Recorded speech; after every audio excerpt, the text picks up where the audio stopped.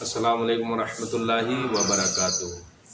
Social media کے اندر ایک بات بہت ہی زیادہ گردش کر رہی ہے اور وہ ہے شہاب کا حج پر جانا۔ شہاب کیرلا کے رہنے والے ہیں اور یہ پیدل حج کے لیے جا رہے ہیں، تو بہت سے لوگ شہاب کے تعلق سے اس حج کو غلط بتا رہے ہیں۔ ایک کلپ میرے پاس بھی آئی اور اس کلپ کے اندر ایک محترم بتا رہے تھے کہ اس طریقے سے حج کرنا اسلام میں جائز نہیں ہے۔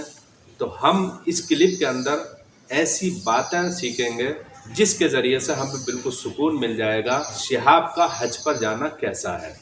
اسلام کے نقطۂ نظر کے اعتبار سے شہاب کا یہ کام کار خیر کے اندر آتا ہے یا غلط ہے۔ پہلے تو آپ یاد رکھ لیں کہ دو چیزیں حج کے اندر ہوتی ہیں، ایک ہوتا ہے سفر کرنا اور ایک ہوتا ہے حج کے ارکان کو ادا کرنا۔ حج کے ارکان جیسے طواف کرنا، عرفات میں جانا، مینا مزدلفہ ان میں جانا، یہ تمام ارکان ہیں۔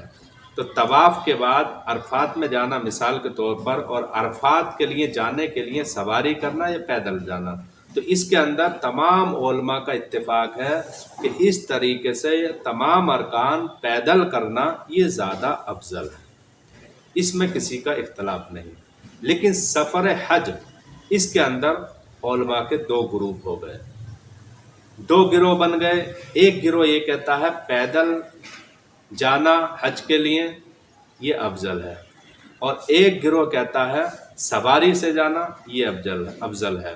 تو جو حضرات یہ کہتے ہیں کہ پیدل سفر کرنا سواری سے نہیں جانا، تو وہ لوگ یہ کہتے ہیں قرآن پاک کے اندر سورہ حج کے اندر رب ارشاد فرماتا ہے اذن فی الناس بالحج یاتوک رجالا الی آخرہ، یعنی اللہ تبارک تعالیٰ ارشاد فرماتا ہے اعلان کر دیجئے لوگوں میں کہ تمام لوگ پیدل چل کر یا اپنے اونٹنیوں پر، کمزور اونٹنیوں پر یا دور دراز سے حج بیت اللہ کے لیے آئیں۔ آیت کا مفہوم یہ ہے کہ اس میں پیدل چلنے کا حکم ہے۔ تو بہت سے علماء نے کہا کہ پیدل چل کر سفر کرنا یہ افضل ہے، اور بہت سے لوگ یہ کہتے ہیں پیدل نہیں بلکہ سواری پر حج کرنا افضل ہے۔ ان لوگوں کے پاس بھی دلیل ہے، اور وہ کہتے ہیں کہ حضور صلی اللہ علیہ وسلم نے سوار ہو کر حج کیا، تو حضور کی اقتدا بھی ہو جائے گی، حضور کی سنت بھی ادا ہو جائے گی۔ تو وہ لوگ کہتے ہیں سواری سے جانا افضل ہے، لیکن یہ علماء کا اختلاف ہے اور وہ ہے افضل ہونے میں۔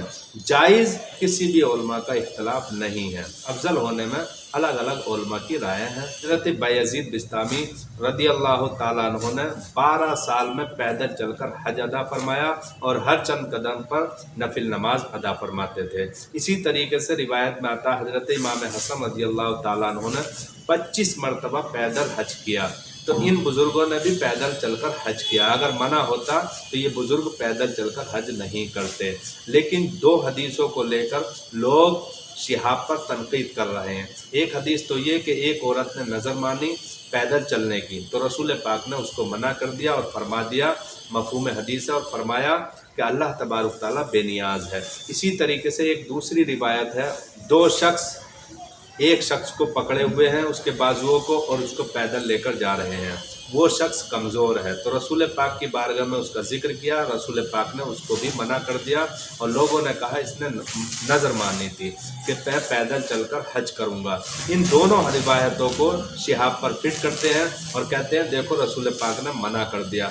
آپ دیکھیں محدثین نے ان دونوں روایت کے اندر سے فرمایا ہے کہ ان دونوں روایات میں اگر غور کر دیا جائے تو شہاب پر جو لوگ نکتہ چینی کر رہے ہیں وہ کرنا بند کر دیں، کیونکہ ان دونوں روایتوں کے اندر ایک چیز پائی جا رہی ہے، وہ ہے کمزوری۔ عورت فطرتاً صنف نازک اور کمزور ہے، اور وہ آدمی جو پیدل جا رہا، دو آدمی اس کو لے کر جا رہے ہیں اس کے بازو کو پکڑ کر پیدل، تو وہ شخص بھی کمزور اور لاغر ہے۔ تو رسول پاک نے اسی لیے ان دونوں کو روک دیا۔ ان دونوں روایات کو شہاب پر فٹ کرنا اور تنقید کرنا اس کے پیدل حج کرنے پر یہ غلط ہے، کیونکہ شہاب نوجوان ہے، اس کے اندر کمزوری نہیں پائی جاتی ہے، طاقت ہے اور نوجوان ہے۔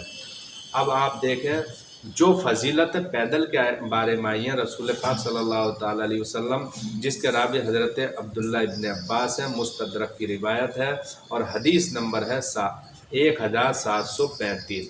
اس میں حضرت عبداللہ ابن عباس فرماتے ہیں جو شخص طاقت رکھتے ہوئے پیدل حج کرے گا، رسول پاک نے فرمایا اس کو 700 نیکیاں ملیں گی اور ہر ایک نیکی حرم کی نیکی کے برابر ہے۔ صحابہ نے پوچھا یا رسول اللہ حرم کی نیکی کیا ہے؟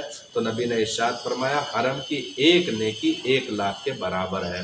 تو شہاب اگر پیدل چل کر جا رہا ہے تو اس کو ہر ایک قدم کے بدلے میں امید ہے کہ 700 نیکیاں مل رہی ہیں اور ہر نیکی حرم کی نیکی کے برابر ہے۔